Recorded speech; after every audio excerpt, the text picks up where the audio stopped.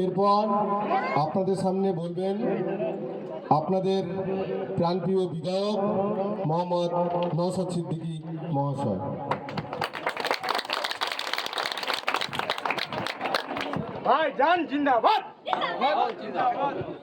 দেখুন, নতুন করে বলার কিছু নয়। নির্বাচনের সময় যে কথাগুলো বলেছি এবার সেটাকে বাস্তবে আমাদের রূপ দিতে হবে। আমি ধন্যবাদ জানাবো কোচপুকুরের মানুষদেরকে, বামনঘাটার মানুষকে, ভাঙড়ের মানুষদের। স্রোতের বিপক্ষে গিয়ে আপনারা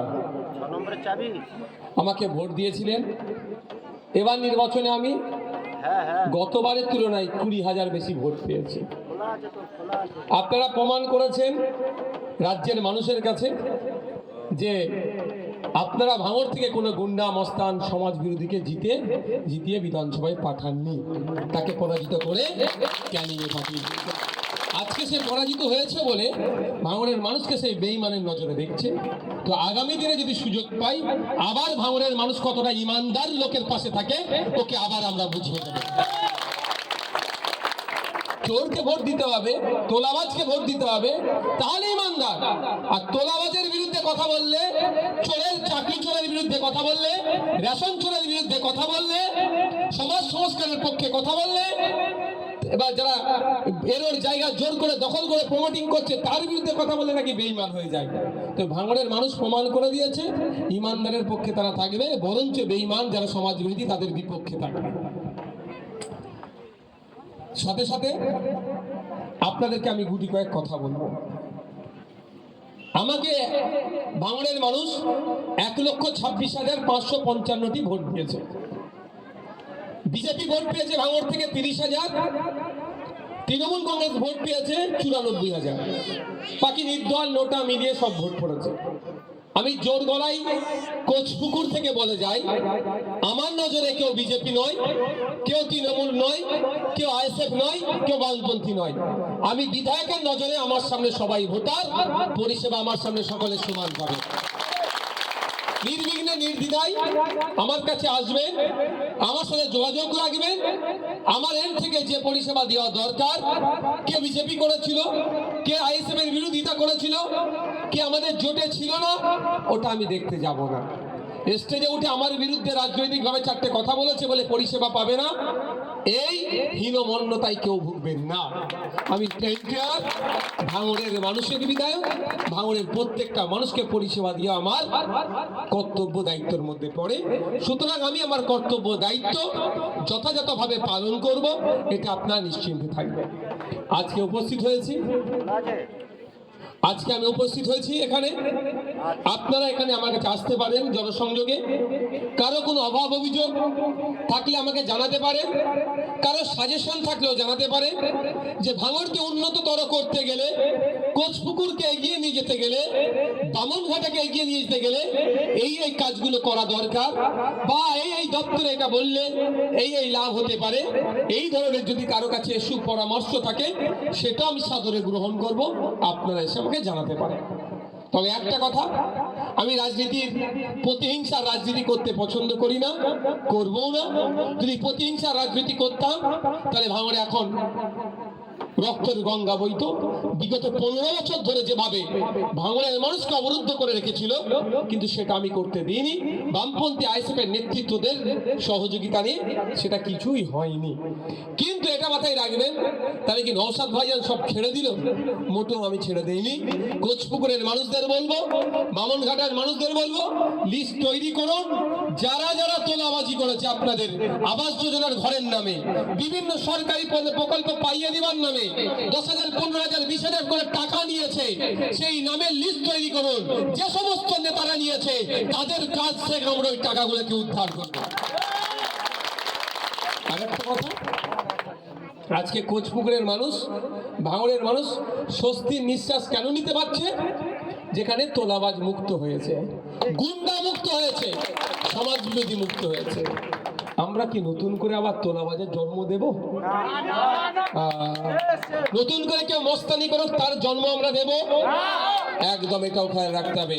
যেভাবে গুন্ডামি মস্তানি শেষ হয়েছে, আপনাদের সহযোগিতা নিয়ে হয়েছে, ওই রকম ভাবে নজর রাখবো।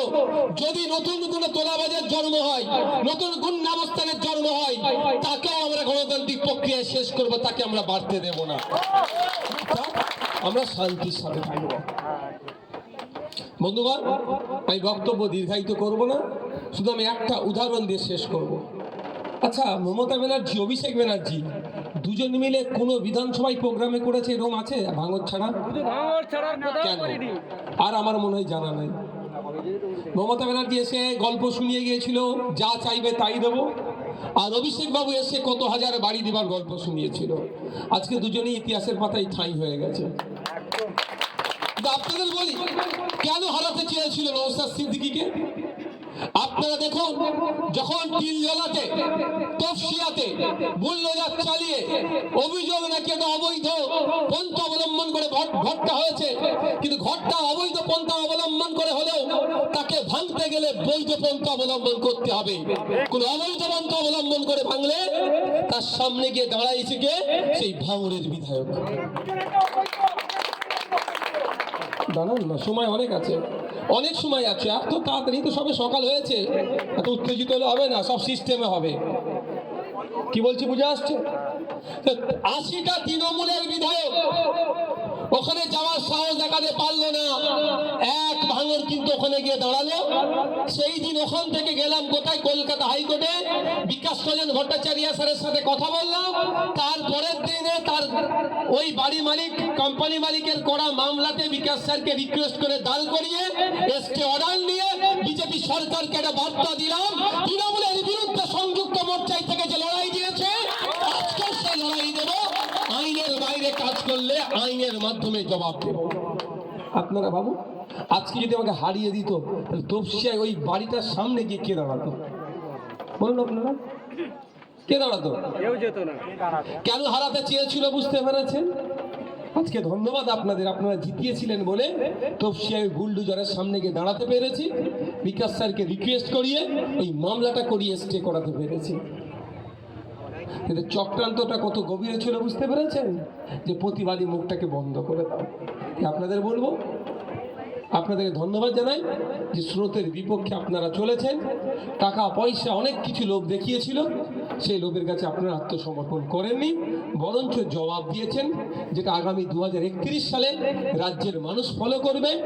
2031 সালে যখন নির্বাচনের নির্ঘণ্টা বাজবে, প্রার্থী চয়নের ক্ষেত্রে অন্যান্য রাজনৈতিক দলের পক্ষ থেকেও তারা সংযত হবে যে কাকে প্রার্থী করব। যদি নটোরিয়াস ক্রিমিনাল গুন্ডামস্তান হয়, তাহলে ভাঙনের মতো হারিয়ে কিন্তু ঘরে পাঠিয়ে দেবে। সুতরাং ভালো প্রার্থী দিতে হবে। আর আমি বিগত 5 বছরে কি করেছি নতুন করে বলতে লাগবে না। আগামী 5 বছরে বিধানসভায় কি করব, আমার দায়িত্ব একটু কম হয়ে গেল। লাইভ চলবে, সব আপনারা দেখে নেবেন।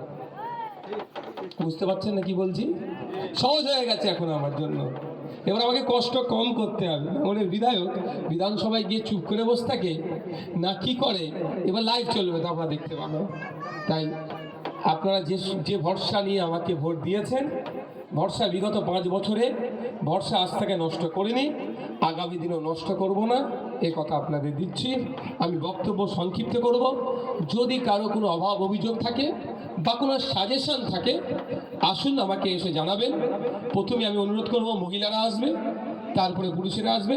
সামনে 4টে চেয়ার বিছিয়ে দাও, 4টে 8টে চেয়ার বিছিয়ে দেবে, 4টে 8টে চেয়ার বিছিয়ে দেবে। একটু গ্রাউন্ডটা বড় করে রাখবেন। আর বক্তব্য আমি দিচ্ছি না, দুটো বিষয়ে কথা বলবো ভাই, দুটো বিষয়ে কথা বলবো। একটা হচ্ছে কুরবানি, বিষয়, একটা হচ্ছে মাইকে আজান বিষয়।